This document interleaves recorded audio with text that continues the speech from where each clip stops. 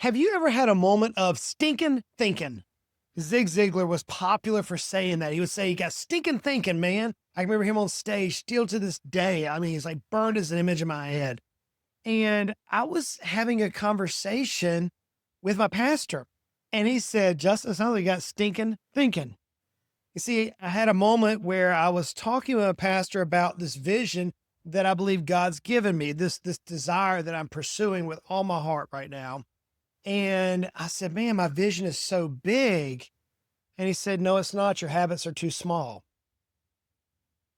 Now, I don't know about your personality, but whenever I get confronted that boldly in my face, I get bristles.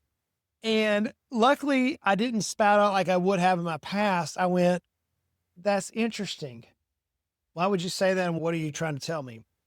And he began to coach me from a spiritual perspective about this vision that I have. And he said, "Justin, you're praying for overflow with a scarcity routine. God doesn't bless your intention, he blesses your obedience. And obedience looks a lot like discipline." There's this word that DecaMillionaires know, and we often don't talk about because we just do it, and that is discipline. After he told me that statement, we were talking. It was all in jest. It was all in just, sharpening iron of each other. So I went back and I began pinning some things. And I wrote this crazy song called "Living in the Overflow." It's actually on iTunes, Stitcher, Spotify. You can Google Justin Goodbread. It's called "Living in the Overflow." And I wrote it based on the principles that God wants to give us. Whenever we give something to him, he gives it back to us, pressed down, shaken up, overflowing, pouring out. He pours it out on our life. He gives us back everything as tight as it can be. And I was thinking about this idea of God doesn't bless your intentions, he blesses your obedience. And it comes down to that we as business owners, we want financial freedom. We want it. We can sense it. We can taste it. We want time freedom. We want life freedom. We want freedom. That's what we want. Few, though, build internal structures to sustain it. Whenever he said discipline, my mind meshed with his. You see, discipline is not about legalism. It's not about these set of rules of do's and don'ts. Discipline is leadership. And without discipline, your goals, that dream, those aspirations you have for your business, for your family, for your fitness, your finances, whatever it may be, they're going to crush. It's going to get crushed. So if wealth, DecaMillionaire is the destination, then discipline is the vehicle, not effort, not ideas, discipline. So I want to go over some thoughts today and teach you some principles as I've been meditating on this idea around discipline. First of all, is there some personal ownership? Do you realize you cannot outsource discipline? You can't. I can't hire discipline out. It's something that I personally have to choose daily. In Proverbs 28:19, it says, "Whoever works his land will have plenty of bread, but he who follows worthless pursuits will have poverty." In other words, I have got to do the deed myself. I have got to show up to work. I've got to show up to the gym. I've got to make sure that it's on me to be disciplined in what I put in my mouth. It's on me to be disciplined in what I put in my mind. It's on me to be disciplined in how I lead my family and my friends and my fitness. Everything is upon me. I had a client who paid top dollar for coaching, but he ignored the daily tracker. The system wasn't broken. He just avoided it. He avoided discipline. And as such, he didn't get the results that he desired. You see, people are 65% more likely to meet a goals with accountability, but only with consistent daily effort. That's a study done by the ASTD. So let me ask you a simple question. What are you waiting for somebody else to do? Or maybe you say it this way in the country. What are you waiting for someone else to push your plow? My daddy says, "Son, you waiting for somebody else to push your plow?" No, Dad. Discipline starts with you, and you've got to show up daily. So when we think about this mindset of discipline and this mindset of my habits are too small, friends, I can't outsource my discipline. Number two is I've got to stop hoping to become someone that I'm not training to become. Think about that. If I want to be a DecaMillionaire, then I've got to train to be a DecaMillionaire. If I want to be a bodybuilder, then I got to train to be a bodybuilder. If I want to be a 9-figure business owner, then I've got to train to be a 9-figure business owner. I have to discipline my body and my mind to keep it under control. Paul himself said that in 1 Corinthians. He said, hey, I have to bring my body into subjection, into discipline.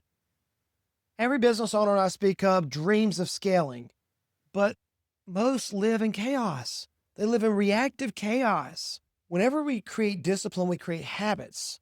And habitual behavior is 88% more predictive of success than motivational spikes. So what we're trying to do through discipline is create secondary natures. I was teaching my son this as we were riding down the road. He got kind of cocky and had his leg propped up as he was driving, had his hand looking all Mac Daddy, behind the steering wheel. And I said, hey, buddy, I've been driving for 30 some odd years, man. I know that maybe I drive like that, but you've been driving for 2. We're going to do this the right way until you get the habit of driving properly. So let me ask you a simple question. Are you training or are you pretending? Are you pretending to be like my son who thought he had it all together, just waiting for one moment for him to slide off into the ditch? Or have you actually been training for decades on how to drive? Are you training for what your vision demands? You see, reality, friends, is business ownership. It demands constant training. Okay, we're talking about our person. So we're talking about personal ownership. Here's the third principle. You're not under-equipped. You're not. You're not under-equipped. God has given you every tool that you need to carry out the mission that he's given you to carry out. He has given you everything you need. You're just under-applied. You're under-applied. The soul of the sluggard craves and gets nothing. That's Solomon's words of wisdom. If we're not applying to our full potential, we're being sluggards. We're being lazy. We're not living up to what God's designed us to do. I have a client who had all the tools. He had the CRM. He had the team. He had the tech. He just didn't have the effort.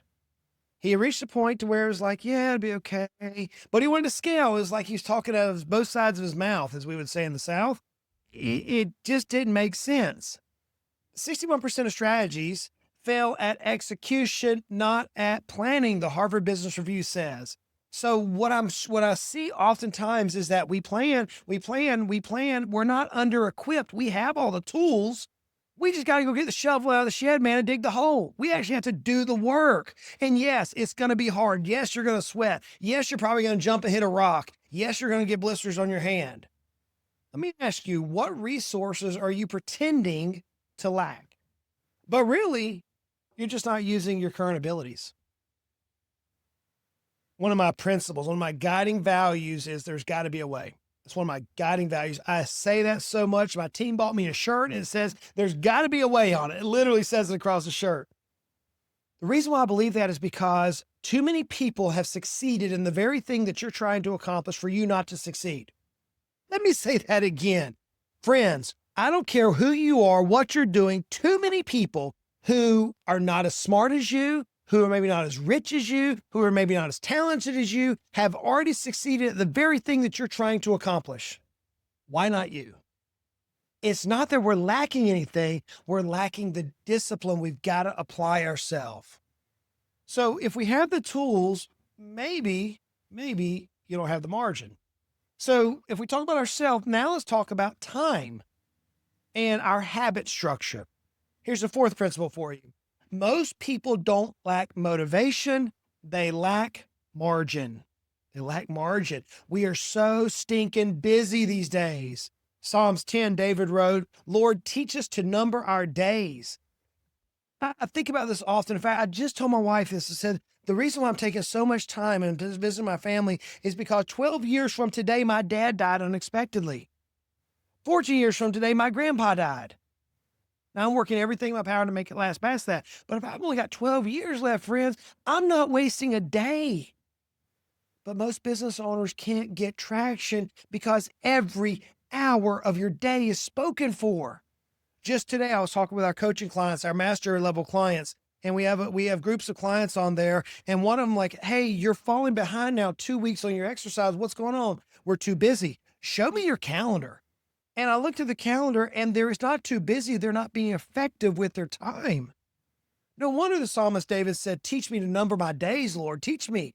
I got only so many days left, friends. It's not that people don't lack motivation. We lack margin. Time to clear the board, wipe it all down, get the things on your calendar that truly matter. Because when margin shows up, habits start stacking. It's pretty amazing to watch it work, which brings me to my fifth point. If your goals are bigger than your habits, your life will break under the weight. It's going to break, friends. I know founders that want a 10x growth, but they operate only at a 1x structure. You're not going to get it. James Clear, in his famous book, Atomic Habits, said 40% of daily actions are driven by habit, and few rewire them.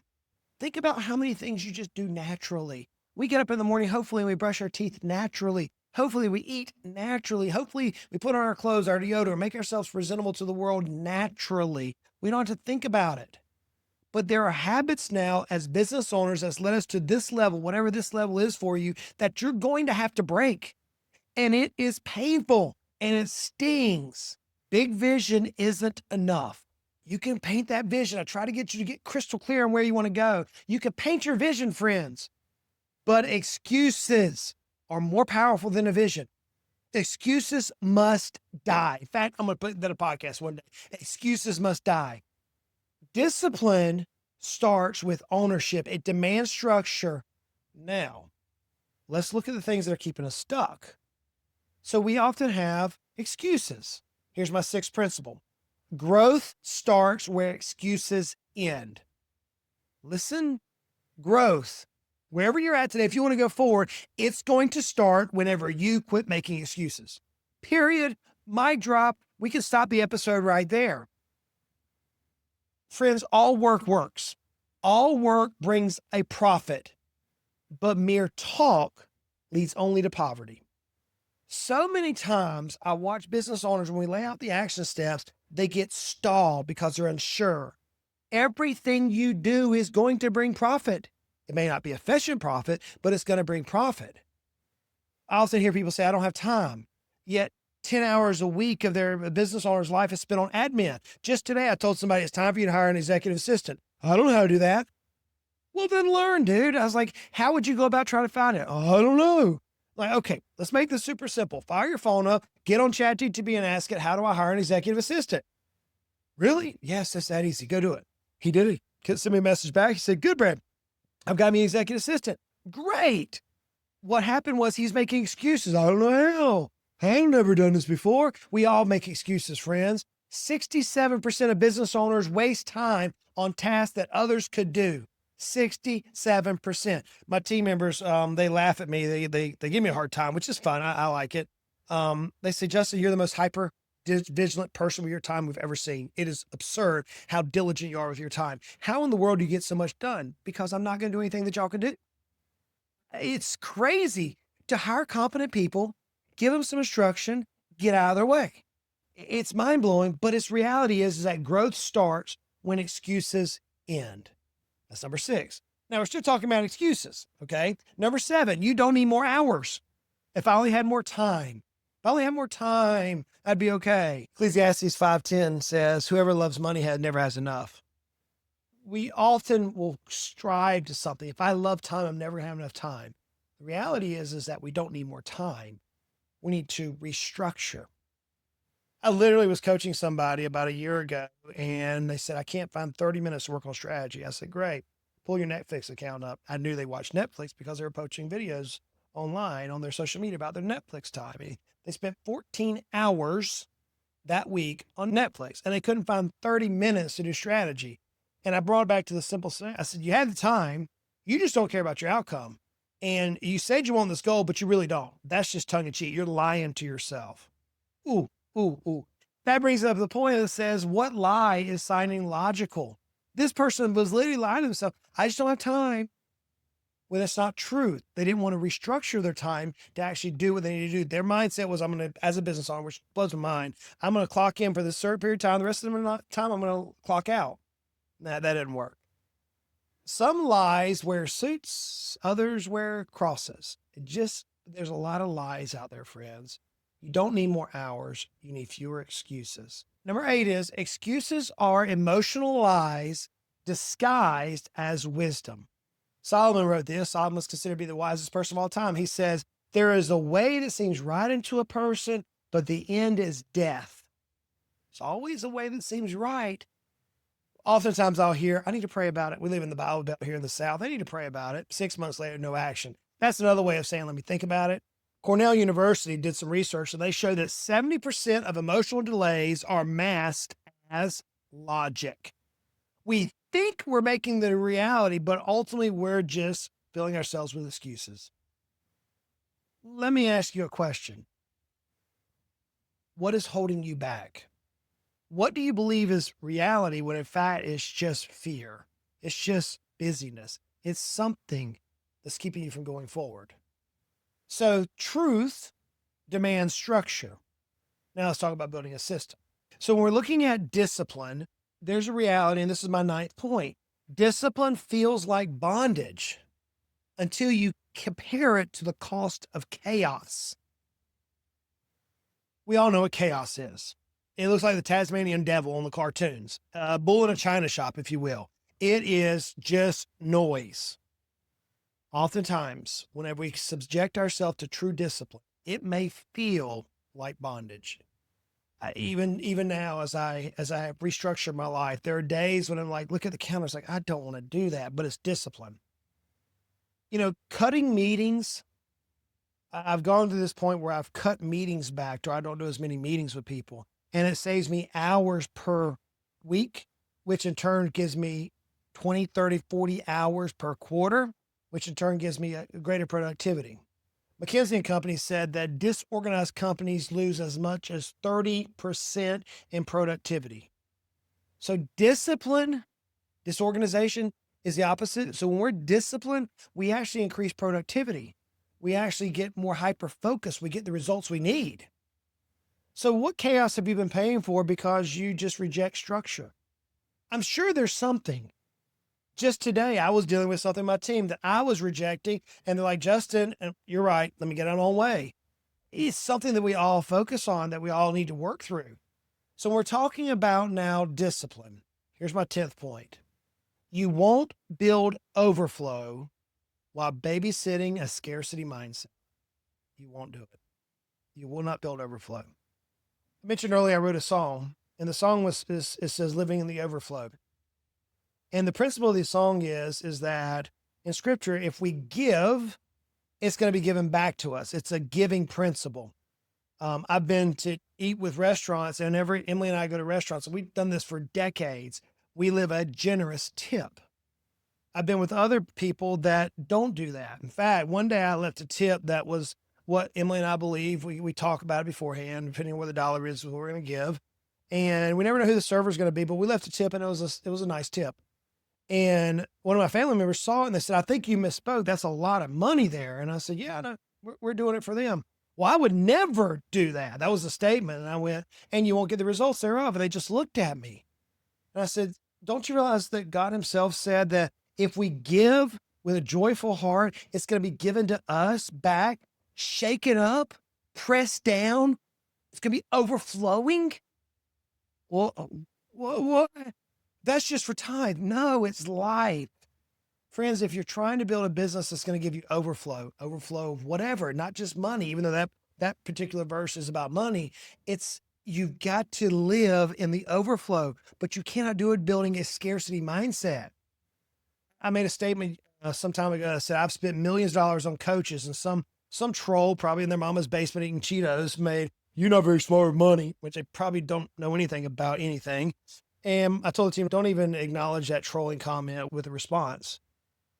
But what I've learned is that if I give money out, I'm going to reap a harvest on that. Even if I'm hiring somebody, if I'm hiring a consultant, I'm hiring coaches. Are all my coaches that I've ever hired worth it? No, most are, and I pick up something. What happens is anytime I give money, give my time, give my resources, then it's going to come back to me. I have clients who've been fearful of hiring people and they miss contracts. I've been seeing clients who are fearful of giving raises to their team and their sales dwindle. That's not where I want to live, friends. If I'm going to live in a mindset of discipline, then one of my disciplines has to be the mindset of overflow, The mindset that I'm going to give and give and give and give and not keep score, knowing that God's going to give it back to me. Shake it up. Think about this. It's like you put rice in a bowl or wheat in a bowl. When you shake it, it gets super compacted. Press down. We're going to smash it down. Then I'm going to refill it. Then it's going to be so much, it's going to be pouring over. That's the life I want. But that life comes through discipline. So friends, I've given you 10 quick steps from letting go to living a life in the overflow. Discipline is not bondage. It's the bridge to blessing. Excuses, they're going to delay. Discipline's going to deliver. You don't need to reset. You don't. You need a repeatable rhythm. You need your habits to kick in. So friends, here's a challenge for you. Show me your calendar. Is it disciplined? Show me your keystone habits, those habits that make you who you are. Is it disciplined? Are they repeatable? Are they natural? Let's just talk for a few minutes. What excuses are going to come up? They reveal your heart. They reveal your belief system. Friends, if you cannot show me structure, disciplined structure, don't expect a surplus. It's not coming. If you cannot show me a disciplined, structured life, don't expect DecaMillionaire. It's not coming. Friends, I hope this challenges you. I hope it helps you. There are 10 habits, 10 mindsets around discipline that can rock your world. We'll talk to you next time.